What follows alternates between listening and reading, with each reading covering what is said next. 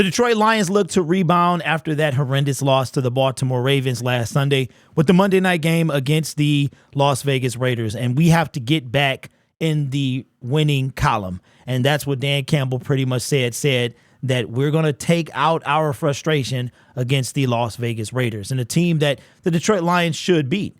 They really should beat them. The Raiders are not a good team, and we have a chance to get back in the win column before we go into our bye week. So let's take a look at the ESPN Gamecast and go over the stats. The Detroit Lions have a 71% chance to win this game to the Raiders, 28%. I think this is the highest all season that I've seen the Detroit Lions favorite to win this game, or favorite in this column here. Jimmy Garoppolo, who is playing tomorrow, that's what we believe anyway, is 100 for 147 with 1,079 yards with 7 touchdowns and 8 interceptions. That is horrendous. I mean, this dude throws more INTs than interceptions. Jared Goff, 174 out of 256 for 1,902 yards, 11 touchdowns, and 4 interceptions. He will break 2,000 tomorrow. That's pretty good for JG. Got to not throw a pick. I've noticed in the games that he has turned the ball over in games that we've lost, so he definitely can do that tomorrow. Josh Jacobs, the guy that they turned their back on, declined his 5th-year option and then decided to franchise tag him this year without giving him a contract. Their leading rusher, 118 carries for 347 yards and 2 touchdowns. David Montgomery, who will not be playing tomorrow, it's already been said, 94 carries for 385 yards with 6 touchdowns. He was really on pace to beat Jamal, his record last year, but he's missed 2 games. Devontae Adams, the man, one of the 2 men that we have to watch, with 46 receptions, 528 yards, 3 touchdowns. And, of course, our guy, Amon-Ra St. Brown, with 51 receptions, 557 yards, and 3 touchdowns.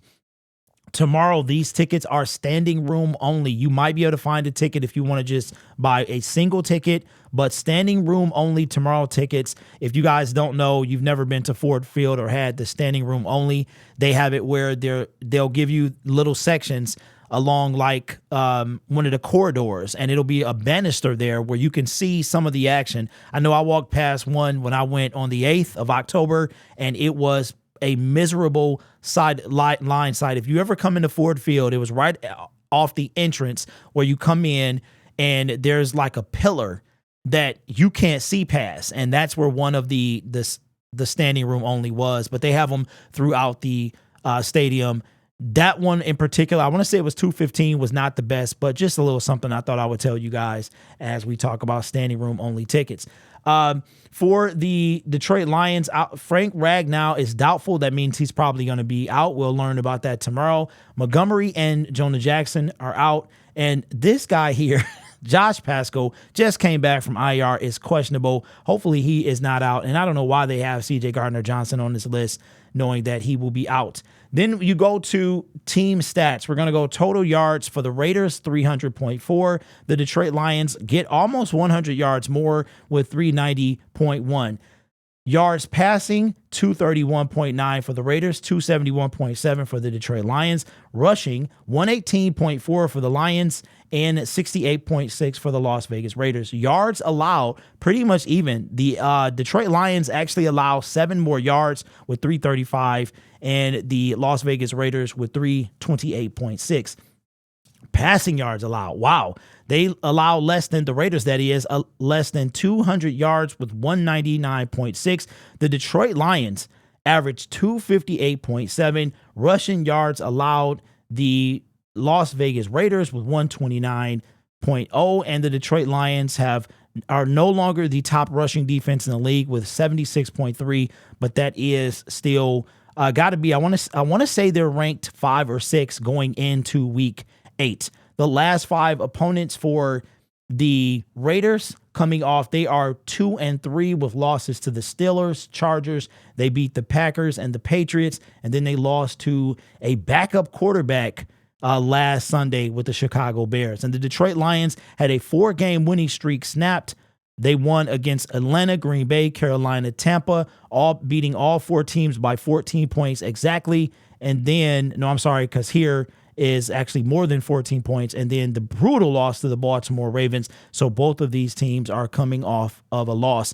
How do I think this goes tomorrow? What do we need to do? Well, Jahmyr Gibbs, I think, needs to have a big day. No David Montgomery. We did sign Jamar Jefferson back to the practice squad. He might be elevated tomorrow because we have Jahmyr Gibbs, we have Devon Ozigbo, and we also have Craig Reynolds. So I'm assuming that we'll elevate Jamar Jefferson. He might get a few carries, but Jahmyr Gibbs has to have a big day. Jared Goff cannot turn the ball over, and we've got to spread the ball around. The two people that we have to worry about is one on offense, one on defense. I mean, Josh Jacobs has not had a great game in a long time.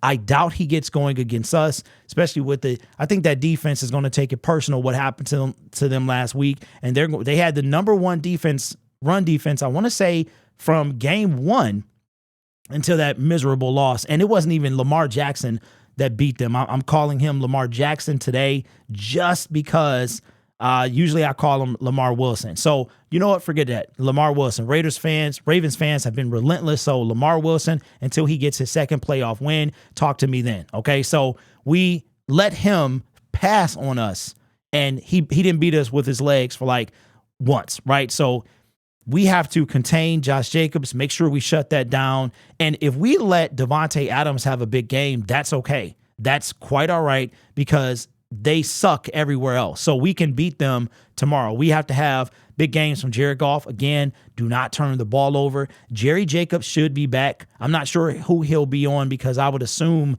that Cam Sutton will be on Devontae Adams. But we got to watch out for Max Crosby. Max Crosby is a threat, and we've got to watch out. Now, the bad news is Frank Ragnow is doubtful. He'll probably be downgraded tomorrow, which means that we'll have to have some other person play center. Graham Glasgow, I heard Dan Campbell say, like, Skip can play center. So I'm not sure what to expect tomorrow. Frank I don't know if he missed a game so far this year, but I mean, our offensive line has been taking hits, but even with that being said, we should be able to beat the Las Vegas Raiders and move to 6-2 on the season heading into our bye week. David Montgomery will probably be back after the bye and things like that. So we've got to contain. I mean, we don't even have to contain Devontae. If Devontae is the only one that kills us, then so be it. Then we have to just watch out. The offensive line needs to protect. Jamison Williams needs to get involved as well. A lot of y'all were complaining about, well, he's not schemed the ball. And I brought out this on several occasions. You have to be able to trust a wide receiver. If you have a 3rd down and 8, are you going to necessarily trust Jamison Williams? I mean, the 3rd down and 11 against Tampa Bay, we went for it all, and that was a touchdown, right? So it can happen, but I think we need a big a big bounce back game from all of our players. I mean, last week nobody got off the plane, nobody showed up, and everyone needs to have a big game tomorrow. So who wins this game? Obviously, the Detroit Lions win this game, and I say that confidently. I feel like I did against the Carolina Panthers. We win this game. We move to 6-2. Right now, we are in second place in the conference. Okay. At the making of this video, I want to say the Minnesota Vikings are pretty much destroying Green Bay. Let me see what these scores are, because this is going to matter. The Green Bay Packers, I believe, are losing as of right now. They're losing 10-0, so it's not necessarily being destroyed. That's going to be with 5 minutes to go in the second quarter. So the Green Bay Packers are probably going to lose that game. And the Minnesota Vikings will have won 3 in a row. And that's going to be momentum going into that second half of the season. So the Detroit Lions, not scared or nervous or anything like that, but they need to keep their foot. This is one of the things that we need to do. We need to keep our foot on the throats of everyone that we play, specifically at people in the NFC North. I mean, we've only played 1 NFC North game. We have 5 remaining. So check this out. I'm going to try to go off the dome here. We have, coming out of the bye, we have 5 division games. Once with Green Bay, 2 with Chicago, 2 with Minnesota. Then we have the Chargers. We've got the Dallas Cowboys. We've got the New Orleans Saints. We also have 2 other teams that we have to play as well. We can beat these. We've got the Cowboys, the Broncos, the Saints, the Chargers, and the Raiders. tomorrow. So we have 5 division games and 5 non-division games.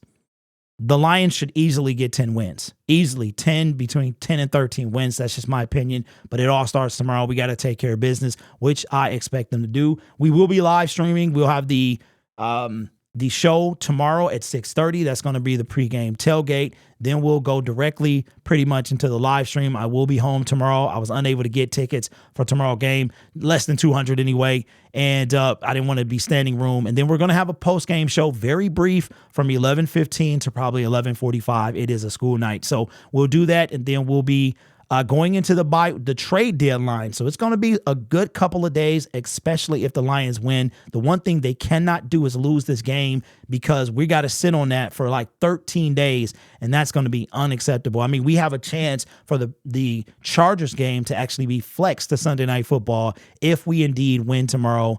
And if the Chargers make things interesting as well. So let me know your thoughts in the comments below. And don't forget to subscribe to the YouTube channel. Going to start doing a call to action more because of the animated subscribe button that YouTube is supposed to be having for those who aren't. That white button is going to have a little animation around it, very similar to when you hit the thumbs up, but it's going to be triggered when the creator says the word subscribe. So consider subscribing to the channel. You guys are awesome. Take care of yourself and each other. And as always, go Lions.